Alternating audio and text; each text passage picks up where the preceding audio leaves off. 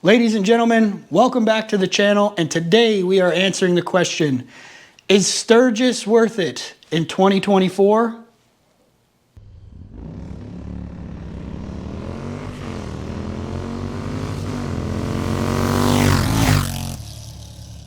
Now, I'm just kind of kicking around the garage here, getting a few things ready for Laconia. We're headed to Laconia in just a few days, and that had me thinking, oh my goodness, it is June.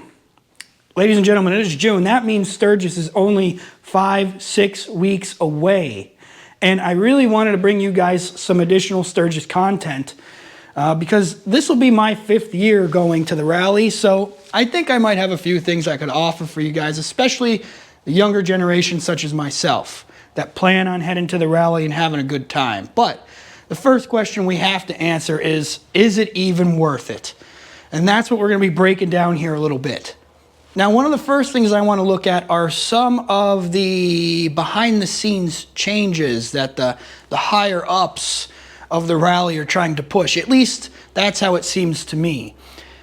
A few months ago, they announced that there's going to be a big racing series in downtown Sturgis. And the timing of that was very interesting because they're hosting it on the last day of the rally, the last Sunday, which traditionally is a ghost town. And that had me really thinking. I actually made an entire video breaking it down. If you want to see that video, I'm going to link it up here, and it'll be down below in the notes. Check it out because that is going to be interesting, and I'm not sure if I will be there to witness this race or not quite yet. But the race isn't the only thing that is changing the timeline a bit. Now, another party with the most persuasion when it comes to the timeline, I guess you should say, would be the Sturgis Buffalo Chip. They are the biggest venue for the big name concerts. And traditionally in the past, those big names played on the first Friday, Saturday, Sunday. Those are your big names, ZZ Top, Kid Rock, okay? But this year they're changing it up quite a bit. They're pushing all the big names towards the end, and they have some pretty big headliners, all right? Kid Rock is returning, Bret Michaels is coming, and Jelly Roll, which is very exciting, especially for us younger guys.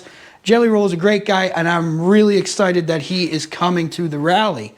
But all their concert dates are pushed way back towards the end of the rally, like Thursday, Friday, Wednesday, the days people typically leave. So I'm not sure what the powers to be are trying to do. Are they persuading people to stay longer, or are they trying to persuade people to come a little later? I'm really not sure. Either way, that's throwing a curveball into the whole planning for the rally. And I know what you're thinking. All right, Sturgis is 5-6 weeks away. You don't have a plan? No, I don't have a plan. I never really do have a plan. I've done the rally different every year I've been there, and this year is no exception. I'm probably heading out solo this year, so planning isn't really that important. There's plenty of places to stay out there, and I'm not too worried about it. But the whole timeline of what day I should leave versus what day to come home, it's getting tossed up a bit by these things. And I don't know, if you're someone who has a limited amount of time you could take off and you want to experience the concerts, but also the riding and the opening day of the rally and the whole thing, this could start to get tricky. All right, and it might persuade you a little bit as to whether or not it's really worth it. Why are these people trying to change things up? So many attendees are making the decision to attend earlier and earlier, just like I do. Why are they pushing against that? Why not just move and shift some of the dates a little earlier if that's what people want? I don't know. I don't know if this is a thing they're even doing on purpose, but it sure seems like it from my perspective. Then, of course, there's the elephant in the room when it comes to Sturgis. If you've never been there before and you've been looking it up, maybe you've been looking into lodging or camping passes, the price of gasoline itself, you might have noticed that it's not the cheapest thing to attend. And in my opinion, it's kind of a shame. You know, motorcycle rallies aren't supposed to be about a money grab or the price point, things of that nature. I made a video last year after we attended the rally where I broke down some of the costs, and I did it in a way that reflects upon how much tax revenue the state of South Dakota actually makes. And when you look up how much tax revenue they make, and then you start to put together the big number of how much cash goes from hand to hand, boy, this is a really large event. All right, it is basically a giant money pool, and everyone's trying to take advantage of it. Now, don't get me wrong, after you've attended the rally once or twice, you don't really mind spending that money. It's always money well spent, but it does kind of hurt knowing that you have to spend so much money to attend what is supposed to be a simple, good time on a motorcycle. That being said, there are still cheap ways you could do Sturgis. I mean, I don't spend nearly the amount of money some people do. You could look up YouTube videos on here where people spend thousands and thousands of dollars just getting to Sturgis and setting up their camp and things like that. I don't do it that way. I do spend a pretty penny, don't get me wrong, but I really enjoy that trip, and that's my big trip for the year. So it never really bothers me that much. But what does bother me is it is a pretty big stopgate for those who want to go for their first time. They get nervous as to how much money it looks like it costs, when in reality it does not need to cost that much money. There are ways to do it cheaper, and I could make videos about that. I would have no problem doing so. I don't want to sound like a big old negative Nancy when it comes to the rally. Of course, there are benefits. All right, the rally is an amazing time. It is an experience. If you've never been there before, the only way to describe it is 2 words: just go. There's no good way to describe what the rally is. There's tons, hundreds of thousands of people. In my opinion, at least 1 million motorcyclists. I know some people think there's not that much, and the official numbers sit around 500,000, but the official numbers are counted based on how much garbage just one city produces. I mean, this rally takes up multiple counties in different states. All right, you head to Wyoming, Montana, South Dakota. The rally is happening all around you. There's not many events that happen like that, all right? So to experience it, to meet the people, to go on the rides, it is really, really great. Now, this being my 5th year at the rally, yes, I've kind of done all the rides and I've been to all the big places, but the rally is always different. Every year there's a little different experience. You find a little different place to stop in at, and you meet new people. To me, at this point, it's about the people. I've been on plenty of road trips all over the country where I meet people and say, hey, do you go to Sturgis? Yes, I do. Hey, let's meet up when we get there. And that's happened. And you meet up with them and it's a great time. Or maybe you find somebody on your journey to the rally and then you meet up 6 days into the rally and you say, hey, you know, you made it. Congrats. It's good to see you. Let's have a drink. It's great to meet people with common interests who are all there and have that level of commitment of making that cross-country trip out to what I think is one of the coolest events you could find in the motorcycling world. I guess the big question is the rally really worth it in 2024? And the answer, of course it is. All right? It's worth it for different reasons for different people.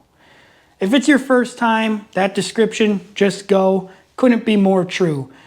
Get yourself out there. It's never too late to plan. Some people will tell you, oh, I book 1 year or 2 years in advance. That's great. A lot of people do that. Some people book 6 months in advance. But some people are like me. I'm going to hop on my bike and I'm going to head west. And that's fine with me. It makes it more interesting, more fun. You don't have to do that. You could book something tonight if you'd like. But the point is, there is so much accommodation there. Don't let people tell you it's ever too late. You could decide to go 2 days before the rally. Just get yourself there. Experience it that first time. Even if you never come back again, it's worth saying you've done it. I could promise you that. Now, those of you who might have attended in the past and you're asking yourself the same question, is it still worth it? Yes, it's still worth it.